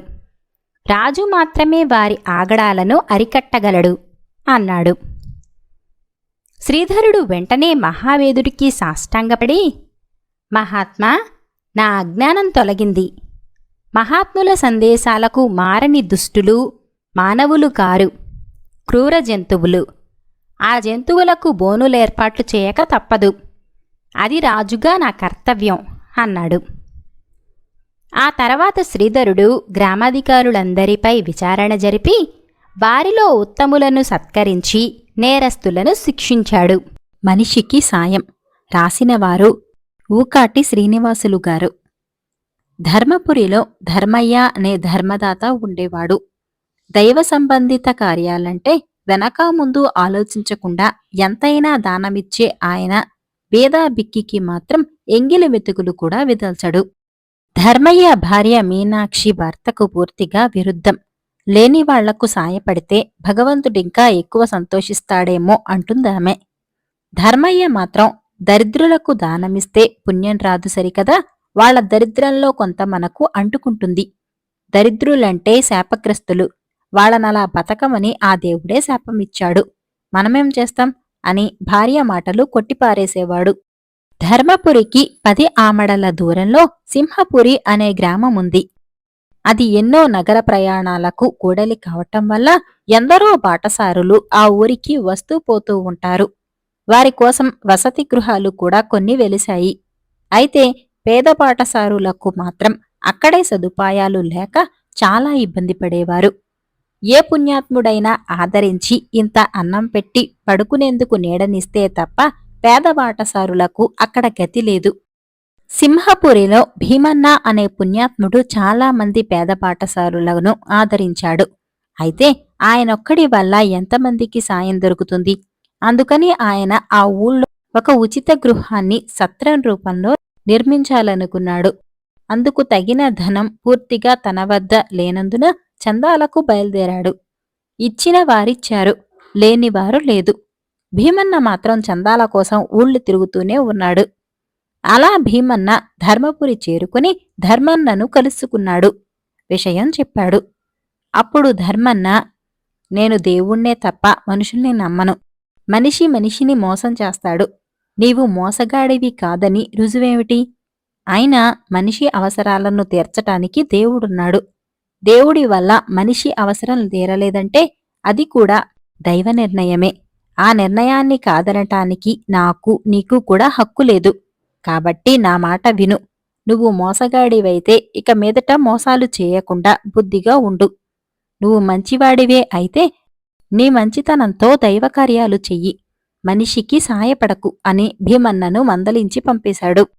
వెళ్ళిపోతున్న భీమన్నకు దారిలో ఒక మనిషి కలిసి, అయ్యా, నేను ధర్మన్నగారి పాలేర్ని. అయ్యగారి భార్య మీనాక్షమ్మని మహాదొడ్డ మనసు. అయ్యగారు మీరు మాట్లాడిన తీరుకు ఆమె చాలా నొచ్చుకున్నది. అయ్యగారికి తెలియకుండా ఈ 100 రూపాయలు తమకిమ్మని పంపింది అంటూ డబ్బిచ్చి వెళ్లాడు. ఒకే ఇంట్లో కలిసి ఉంటున్న భార్యాభర్తల మనసుల్లోని ఈ విభేదానికి ఆశ్చర్యపడుతూ భీమన్న అక్కడ్నుంచి వెళ్లాడు. ఆ తర్వాత సుమారు సంవత్సరం గడిచాక ఒకరోజు రంగన్న అనే ఆసామి ధర్మన్నను కలుసుకుని, ఇక్కడకు 10 ఆమడల దూరంలోని సిరిపురం గ్రామంలో శ్రీనివాసుడికి ఆలయం కట్టిస్తున్నాం. ఇంచుమించుగా ఆలయ నిర్మాణం పూర్తయింది. విగ్రహ ప్రతిష్ఠ ఘనంగా జరపాలని కోరిక. అందుకు ఎందరో పెద్దలు ముందుకు వచ్చారు. కాని ఒక సాధువు తమ పేరు చెప్పాడు. ఏ దైవ కార్యానికైనా వెనక ముందు ఆలోచించకుండా సాయపడే తమబోటి సత్పురుషులకే ఆ గౌరవం దక్కాలని ఆయన అన్నారు. అందుకే మీ వద్దకు వచ్చాను. మీరు చేయవలసినదల్లా నామమాత్రపు చందాగా 1116 నాకివ్వడం. ఆ తర్వాత వచ్చే ఏకాదశికి సిరిపురం చేరుకుని తమ చేతుల మీదుగా విగ్రహ ప్రతిష్ఠ కావించటం. ఈ విగ్రహ ప్రతిష్ఠ చేసే అవకాశానికి లక్షలిస్తామని ఎందరో ముందుకొచ్చారు. అయినా మాకు మనిషి విలువే ఎక్కువ, డబ్బు ముఖ్యం కాదు అని చెప్పాడు. ఇది విని ధర్మన్న ఎంతో పొంగిపోయాడు. ఈలోగా మీనాక్షి ఆయన్ను లోపలకు పిలిచి, నాకా మనిషి మోసగాడులా కనపడుతున్నాడు. డబ్బు విగ్రహ ప్రతిష్ఠ సమయంలోనే ఇస్తానని చెప్పు. నీమీద నిజంగా గౌరవముంటే ఒప్పుకుంటాడు అని హెచ్చరించింది. ఇందుకు ధర్మన్న, దైవకార్యానికి వచ్చినవాడిని అనుమానించటమా అని భార్య మీద విరుచుకుపడ్డాడు. ఆయన రంగన్నకు 1116 ఇవ్వడమే కాక అదనంగా మరో 1000 కూడా ఇచ్చి పంపాడు. ఆ రోజు త్రయోదశి. ఆ తర్వాత 12 రోజులకు ధర్మన్న భార్యా సమేతంగా సిరిపురానికి వెళ్ళాడు. తేరా చూస్తే అక్కడ ఏ సందడి లేదు. పురాతన కాలపు శ్రీనివాసుడి ఆలయం మాత్రం ఒకటున్నది. రోజంతా ఊరంతా తిరిగి రంగన్న కోసం వాకబు చేశాక తను పూర్తిగా మోసపోయానని ధర్మన్నకు అర్థమైంది. దేవుడి పేరు చెప్పి కూడా మోసాలు జరుగుతున్నాయన్నమాట అని ధర్మన్న ఎంతో నొచ్చుకున్నాడు. అయితే అప్పటికే చీకటి పడిపోవటం వల్ల తిరుగు ప్రయాణం చెయ్యలేక ఆ రాత్రికి అక్కడే ఉండిపోవాలనుకున్నాడు. ఎవరికైనా సాయం అడుగుదాం, తలదాచుకునేందుకు నీడనిచ్చే పుణ్యాత్ములెవరో ఒకరు ఉండకపోరు అంది మీనాక్షి. అయితే ధర్మన్నకు అభిమానం అడ్డొచ్చింది. తను మనుషుల్నే నమ్మడు. తననిప్పుడు ఎవరైనా అనుమానిస్తే ఎంత అవమానం. అందరూ నీకులా ఉండరు. నీకు సిగ్గనిపిస్తే నేనే ఎవరినైనా అడుగుతాను అన్నది మీనాక్షి వెంటనే. వద్దు, నాకు మనిషి సాయం అక్కర్లేదు. ఆ దేవుడే నాకు సహాయపడతాడు. ఈ రాత్రికి దేవాలయంలో తలదాచుకుందాం అన్నాడు ధర్మన్న. భార్యాభర్తలిద్దరూ దేవాలయం చేరుకునే సమయానికి పూజారి గుడి తలుపులు మూసి తాళం వేస్తున్నాడు. ఆయన ధర్మన్న కథ విని, అయ్యా, తమరు పెద్ద మనుషుల్లో ఉన్నారు. అంత మాత్రాన వేషయం చూసి మోసపోలేం కదా. శ్రీనివాసుడి ఆభరణాలు కాచేయాలని ఎందరో రకరకాల వేషాలు వేసుకుని వస్తున్నారు. గుడిలో అపరిచితులను ఉండనివ్వటం లేదు అన్నాడు. తన వంటివాడి మీద ఇలాంటి నింద పడనున్నందుకు ధర్మన్న చిన్నబుచ్చుకుని, పోని ఆలయం వెలుపల ధ్వజస్తంభం పక్కన ఉన్న మంటపంలో ఈ రాత్రికి ఉండవచ్చా అన్నాడు. పూజారి ఆయన వంక జాలిగా చూసి, ఈ ఊళ్ళో ఎందరో పుణ్యాత్ములున్నారు. ఎవరింటికో వెళ్ళక ఈ ఆలయంలోనే ఉంటాననడం మీపై అనుమానాన్ని పెంచుతున్నది. అయినా మండపంలో ఉంటానంటే కాదరటానికి నేనెవర్ని? ఎటొచ్చి అర్ధరాత్రి కాగానే ఇక్కడకు జూదరులు, తాగుబోతులు చేరుతారు. వాళ్ళు అల్లరి చేస్తారు. మీ వంటి వాళ్లను అల్లరి పెడతారు. ఆ పైన మీ ఇష్టం అన్నాడు. మనిషి సాయం పొందటం ఇష్టం లేక దేవాలయానికి వచ్చాను. నాకు దేవుడి సాయము దొరకలేదు.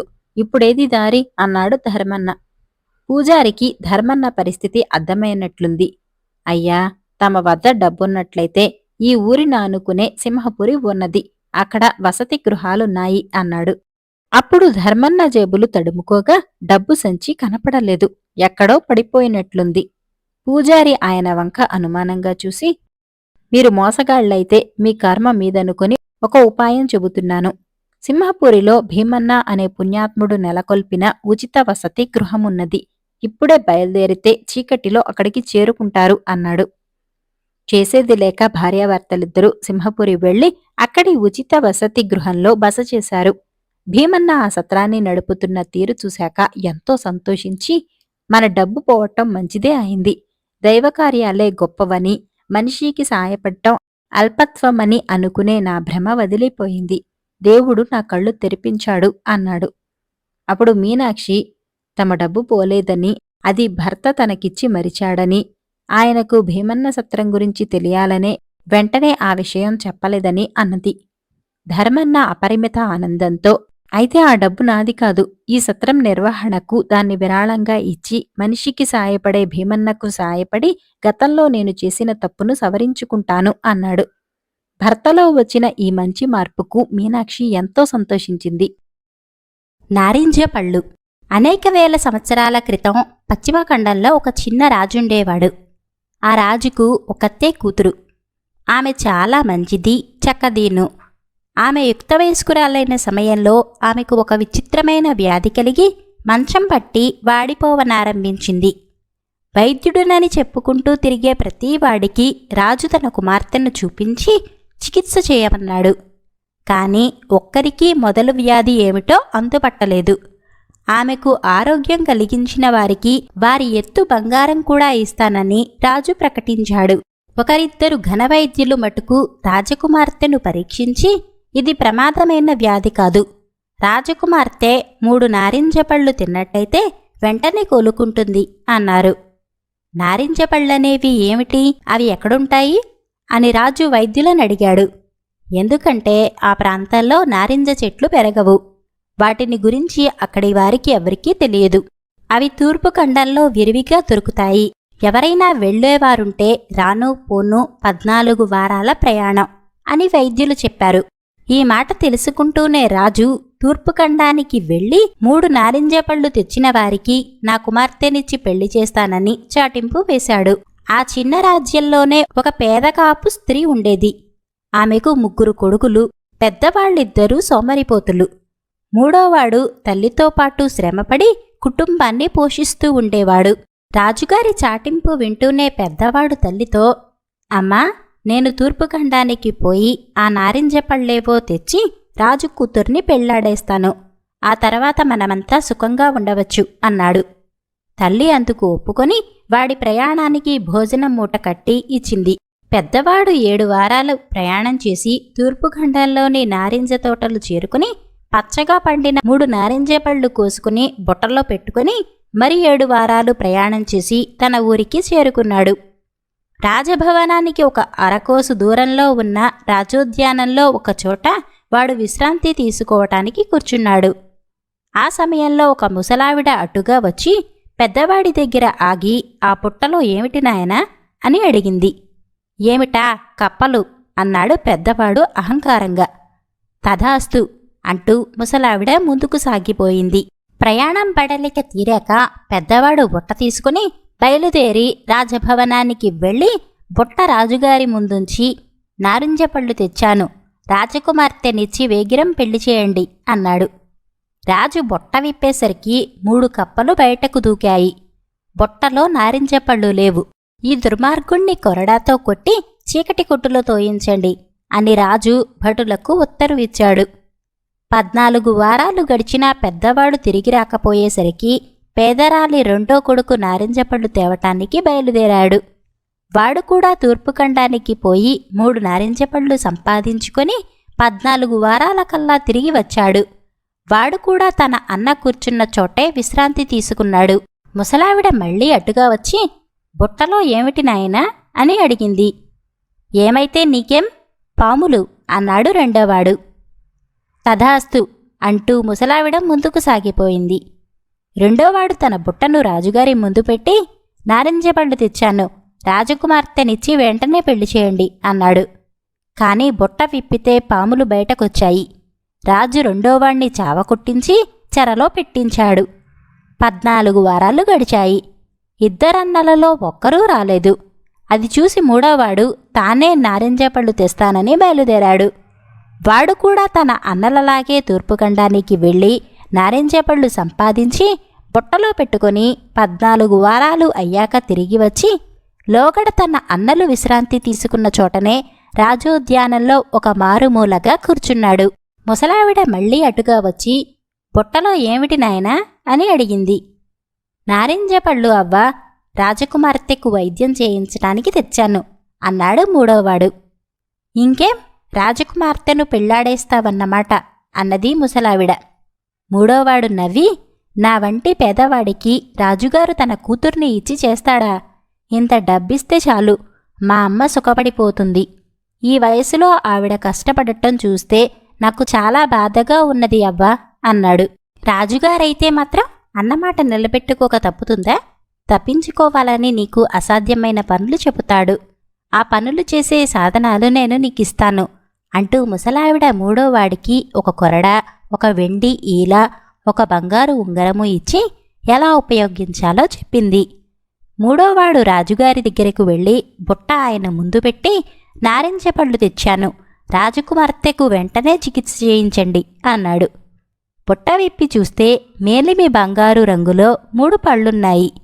రాజుగారు పరమానంద భరితుడై ఘనవైద్యులను పిలిపించి, ఇవే నారింజ పళ్ళట, అమ్మాయికి చికిత్స చేయించండి అన్నాడు. వైద్యులు ఒక పండు ఒలిచి రాజకుమార్తె చేత తినిపించేసరికి ఆమె పక్కలో లేచి కూర్చున్నది. రెండో పండు తినేసరికల్లా ఆమెకు పూర్వం ఎన్నడూ లేనంత కళ వచ్చింది. మూడో పండు తింటూనే ఆమె, ఈ పళ్ళు తెచ్చినవాడికే నన్నిచ్చి పెళ్లి చేయండి అన్నది. రాజు మూడోవాడికేసి చూశాడు. ఆయన ముఖం ముడుచుకుపోయింది. అన్నమాట నిలబెట్టుకుని రాజు తన కుమార్తెను ఆ పేద కుర్రవాడికిస్తాడా లేదా అని అందరూ రాజుకేసి చూస్తున్నారు. రాజు మూడోవాడికేసి ఓరగా చూస్తూ, నా కూతురిని నేనీకిచ్చి పెళ్లి చేయటానికి అభ్యంతరం ఏమీ లేదు, కానీ ముందుగా నువ్వు నేను చెప్పేం పనులు 3 చెయ్యవలసి ఉంటుంది అన్నాడు. ఆ 3 పనులు ఏమిటో చెప్పండి, సాధ్యమైతే తప్పక చేస్తాను అన్నాడు మూడోవాడు. ముందు ఉద్యానవనంలో ఒక్క పిట్ట కూడా లేకుండా చెయ్యి. పక్షుల మూలాన ఉద్యానవనం నానా కంగాళిగానూ ఉన్నది అన్నాడు రాజు. మూడోవాడు ఉద్యానానికి వెళ్ళి కొరడా చళ్ళుమనిపించేసరికి పిట్టలన్నీ లేచి దూరంగా వెళ్ళిపోయాయి. ఉద్యానంలో ఒక్క పిట్ట కూడా లేకుండా చేశాను, వెళ్ళి చూసుకోండి అన్నాడు మూడోవాడు. వాడు చెప్పినది నిజమని రుజువయ్యాక రాజు, ఆవనంలోనే కుందేళ్లు చాలా అల్లరి చేస్తున్నాయి, వాటన్నిటినీ ఒకచోట చేర్చాలి అన్నాడు. మూడోవాడు ఉద్యానానికి వెళ్ళి ముసలావిడ ఇచ్చిన ఈల ఊదనారంభించాడు. వనంలో ఉన్న 300 కుందేళ్లు వచ్చి వాడి చుట్టూ మూగాయి. వాడు ఈల ఊదుతూ రాజభవనానికి బయలుదేరాడు. కుందేళ్లు వాడి వెంటే గెంతుతూ వెళ్ళాయి. మహారాజా, ఉద్యానంలో ఉండే కుందేళ్లన్నీ ఇవే, వీటిని ఏం చేస్తారో చేసుకోండి అన్నాడు మూడోవాడు. రాజుకేమనాలో తెలియలేదు. ఈ కుందేళ్లలో నాకు బాగా నచ్చిన కుందేలేదో తెలుసుకొని నాకివ్వగలవా అన్నాడు రాజు. అలాగే ఇస్తాను, కానీ ముందు రాజకుమార్తె వేలికి ఈ ఉంగరం పెట్టనివ్వండి అంటూ మూడోవాడు ముసలావిడ ఇచ్చిన ఉంగరాన్ని పైకి తీశాడు. దానికేం భాగ్యం, అలాగే పెట్టు అన్నాడు రాజు. ఆ బంగారు ఉంగరం సంగతి ఎరుగక మూడోవాడు ఉంగరాన్ని రాజకుమార్తె వేలికి తొడగగానే అది చిన్నదైపోయి ఆమెకు తీవ్రమైన బాధ కలిగించనారంభించింది. ఆమె బాధతో చెయ్యి విదిలిస్తూ, అయ్యయ్యో, నన్ను ఆ అబ్బాయికిచ్చి పెళ్లి చేస్తాననండి అని కేకలు పెట్టసాగింది. ఇస్తాను ఇస్తాను, తప్పక నీకు అతనికి పెళ్లి చేస్తాను అన్నాడు రాజు కంగారు పడిపోతూ. వెంటనే ఉంగరం ఆమె వేలి ప్రమాణానికి పెరిగి చక్కగా అమిరింది. ఆ తర్వాత రాజు తన కుమార్తెను మూడోవాడికిచ్చి పెళ్లి చేయక తప్పలేదు. రాజుగారి అల్లుడి అన్నలు చెరలో ఉండటం రాజుగారికే అవమానం కనుక వాళ్ళు విడిపించబడ్డారు. మూడోవాడు తనకొక మంచి భవంతిని రాజప్రాసాదంలోనే కట్టించుకొని తల్లితో సుఖంగా ఉన్నాడు.